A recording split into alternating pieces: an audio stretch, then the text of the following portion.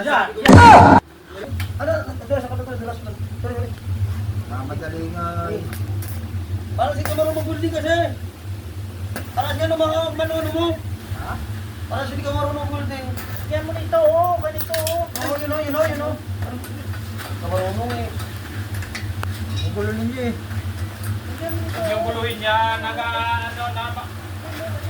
hindi matatapos yan, madali na yan eh. Ikaw po, ito yung kasi ng trabaho-tao eh. Yan mo to.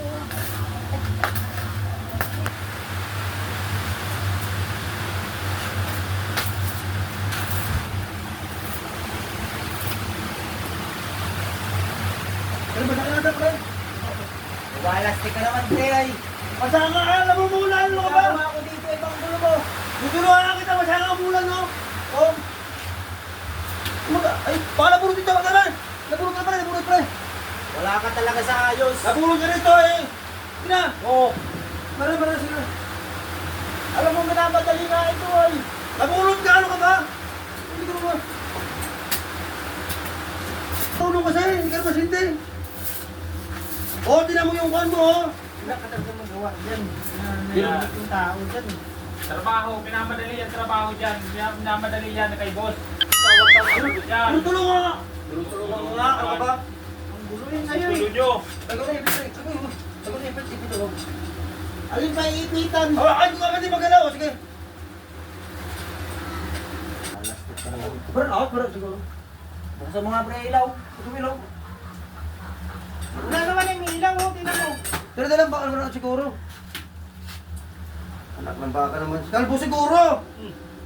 Ba't ako lang tuturo mo dyan? Tuturo nga. Di ba helper mo nga ako? Mas kayo magulo.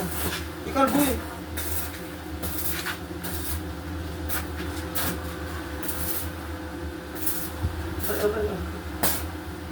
Inaayos ko lang ako kasi manong mag-run. Inaayos ko lang ako tulungan mo. Napura na parang bata. Nawa ako nga. Kaya, ano? Bigay mo nga sa kanya yan. Sige na.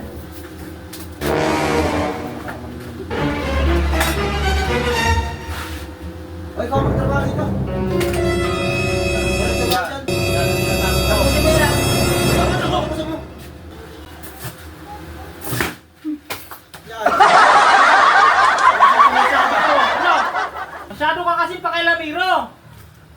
Tunog ata ko limasin. Puro ka kasi pakialam, di panot. Nakamoy. Sabihin mo kay Busander, nasira yung welding. Ikaw magsabi ka, gumagawa dito eh. Ikaw ang nakailam ng welding eh. Kapusin mo. Ano gagawin natin dito? Bahala ka dyan. Oh, di ba? Ganun lang style nun.